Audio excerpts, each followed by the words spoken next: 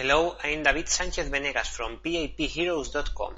Today we have the great opportunity and pleasure of being with Kaeo, senior producer of the Heroes of the Storm development team. Yes, hi, I'm Kaeo. Nice to meet you. First of all, I want to thank you in name of the staff for accepting to meet us.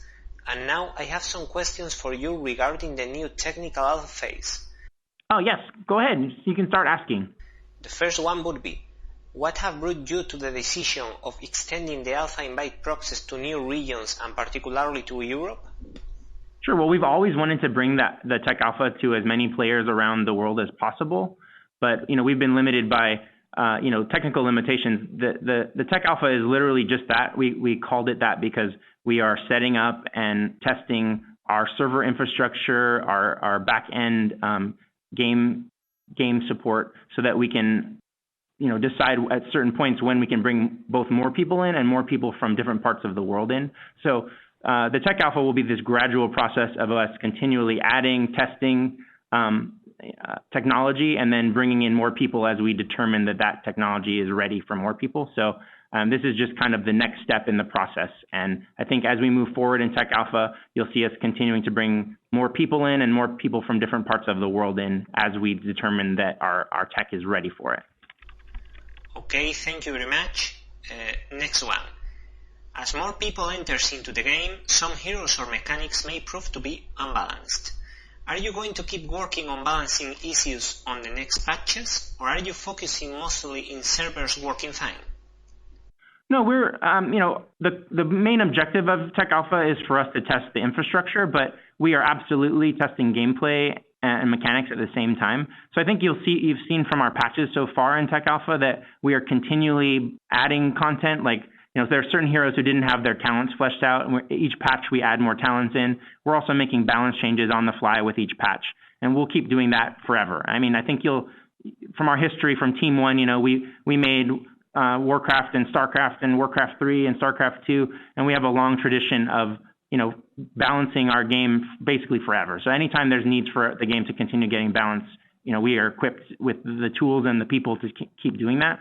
So you'll see lots of changes to balance at every step here as we move through Tech Alpha and beyond. Okay, that's enlightening. Now I have a few more general questions about the game, if I might. A lot of players are willing to have a chance to try Heroes of the Storm, but are you satisfied with the way players are responding to the game? I think we're really excited about this game. We've been having a lot of fun with it in our internal tests, and we were really anxious to get it into players' hands as early as possible as part of this Tech Alpha testing that we're doing. I think we are getting overwhelmingly positive responses from people who are playing it. We're also getting a lot of great feedback that we're going through on a daily basis, and we're actually reacting to and making changes in the game as a direct result of that feedback. So this is a really cool opportunity for us as developers to get really early feedback on our games, because Blizzard hasn't really done this before in terms of releasing a game this early in development into the public's hands.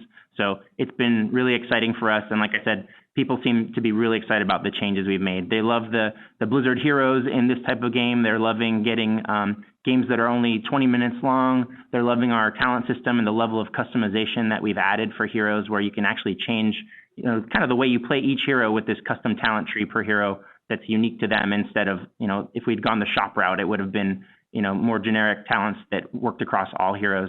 So I think people are really excited about this game. They've been looking for something new in the space, and we've been trying really hard to make as many meaningful changes as we can to make Heroes of the Storm a really different game and a lot of fun. Okay, thank you very much. Next question, a very interesting one, I think. How much time does creating a hero from zero until it is prepared to be released approximately takes? It's kind of hard to quantify because different heroes are at different levels of involvement.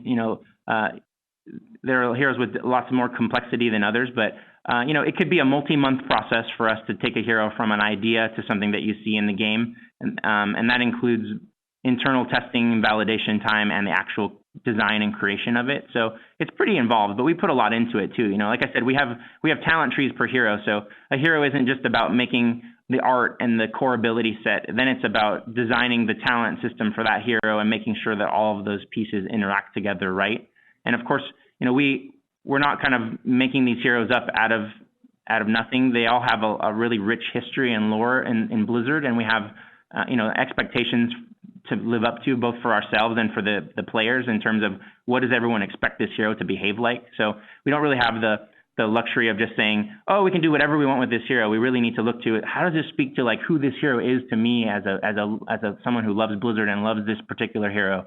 So it's pretty involved, but it's a lot of fun making them. It's even more fun finally getting them out in players' hands. You know, we just added Zagara yesterday, and it's really cool now to see people playing Zagara and starting to get the feedback about what they think about her. Okay, that's interesting.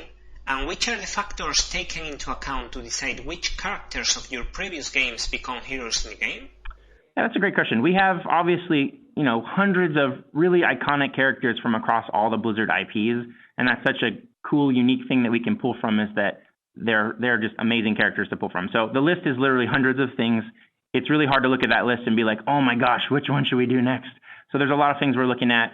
We're trying to get some level of balance and diversity in terms of the representation of the IPs. So, we don't want to just make all Warcraft heroes or all Diablo heroes. So we're trying to get some level of balance there. We're looking at the roles that the heroes will fill and what we need in order to give players the most number of options per role. We're looking at the ability sets that we think are inherent in each of these heroes and how we think they will feel different and complement or augment the other heroes that are already out in the game. So, there's things where there's people who are incredibly passionate about certain heroes, and sometimes that leads to a hero kind of coming out sooner than others. But it's this balancing act of all of these factors and all these conversations that we're having. It's about looking at, now that the game's in tech alpha, looking at what people are playing, what they're asking for, reacting to those things. So there's a lot at play in deciding that. And unfortunately, we have a lot of choices in terms of what we can pull from to make really cool, unique heroes. Okay, thanks. Next question about competitive gaming. From what you have seen for the moment, do you expect that Heroes of the Storm becomes an esport in the future? And if that would be the case, are you willing and ready to support a competitive system? Yeah, so definitely. We have a long history in esports with Blizzard games, and a lot of that's been thanks to the really passionate communities that have built up around them. And it goes back to StarCraft and Warcraft 3, and StarCraft 2 obviously has a very big presence in esports. I think Heroes could absolutely have that kind of a presence as well. We've certainly built it to be a game that's just as fun to watch as it is to play. It's incredibly action-packed. There's not a lot of slow moments or downtime. We kind of jump right into the action when you're playing it. I think that equates to being something that has a lot of potential for esports in terms of being something exciting to watch. We have a dedicated esports team at Blizzard that is actively talking about support for Heroes of the Storm and the kinds of initiatives that they're going to want to do for it. So I think, between making a game that is, I think, great for esports and then having teams of people that will help support it, I think we'll be in a really great position to help support Heroes as an esport. Right now, the core focus of the development team is to just make a great game and get us through the testing phases so that we can bring in more and more people into it. But esports is right there, and I think we're all excited about it, and I'm interested in seeing what the future holds here for us as we get deeper in development. Okay, thank you very much. Another question about competitive gaming. I want to ask you about custom games. That feature was present in the game in earlier phases of development, but at some point it was removed. Do you plan to include custom games in the future game? Absolutely. We are going to bring custom games back at a later point in testing. Right now, we wanted to get a lot of focus on our matchmakers, so we wanted to funnel as many people as we could from our limited audience into the matchmaking pool so we can get some testing done there. When we get to the point that it makes sense to turn it on again, we will definitely bring custom games back. And actually, we've even talked about at some point in the future, which is totally not determined yet, but we would like to turn on the support for letting people use our map editor to make custom maps of their own, much like they have in Warcraft and StarCraft before it. So, I think there's going to be a really interesting opportunities for custom games, not only being the ones that, Blizzard makes, but the things that the community can make as well. And while that's far off, that's super exciting for me. I think it's really cool and something that no one else has done yet in the space. Okay, thank you. Next question is about Heroes development. Which is more difficult for the team? Creating a typical hero with mana skill shots or healing skills so it can feel unique, or creating a hero that breaks with the usual mechanics like Avathur or Murky? Yeah, I don't know about difficulty there. I guess challenging, sure.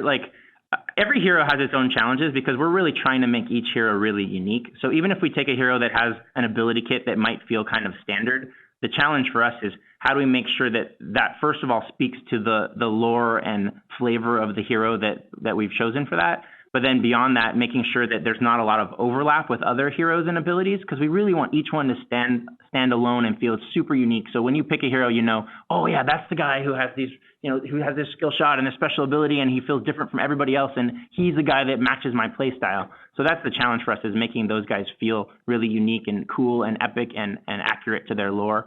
For the crazy heroes like the Abathurs and the Murkies, I think we've set up the game with rule sets that allow us to make them like specifically. We did things like adding team leveling instead of per player leveling, specifically so that we can have, support characters that could be dedicated to healing and don't have to worry about getting kills. Make characters like Abathur that's not even out on the battlefield at all. He's hanging out back in the base. He's jumping into his allies, helping them out kind of as an add-on to them. It's definitely challenging to think of these things that no one's done before, but it's really exciting too. I think when we wanted to make this game, the whole goal was let's do something different. That's something we want to play that kind of answers all those questions and those lingering desires that we have from the genre. And I think the diversity of heroes that we have and the really wacky, crazy ones we get to make definitely scratch that itch for us. Okay, thank you very much. Next question. We have seen some major rewards in heroes like Hildan or Tassadar in the last patches. Is there any hero that hasn't got great acceptation by the community or that you are not happy with? If that is the case, do you have any plan to make him more playable or more popular? Sure. So we like I said, we're on a daily basis. We are all looking at all the feedback that comes in from people who are playing the alpha. We're also all playing the game a lot ourselves. We are just all in on this game in terms of everybody's passion for it right now on the team. So we have heroes that we play and that we have certain feedback on. So like he's mentioned, Illidan, we're definitely looking at them, and we will continually pick characters that feel like they're not, speaking to the lore. And we mentioned Tassadar. We just changed an ability to Psystorm in large part because the community said Psystorm would make a lot more sense on this character. He's a High Templar. This makes sense. Why are you guys not using Psystorm? So we thought about that and said, you're absolutely right. Let's add Psystorm. So, we'll keep making those changes. In the last patch, in addition to the changes to Tassadar, we made some changes to Murky in direct response to people's feedback on Murky. Murky's a really different hero. He plays completely different than any others. There's still reactions to Murky that we'll be digesting and reacting to ourselves. And I think with every single hero, our goal will be to make them be unique and fun and something that everybody loves on either side of the game. It's something that everyone can be passionate about. So we're not afraid to make changes, and you'll see us continue to make changes as we go farther into the alpha. Okay, thank you very much. That was all, Mr. Milker. In name of PyPHeroes.com staff, thanks again for sharing your time with us. We hope to see you in the Nexus. Bye bye. Absolutely. Thank you.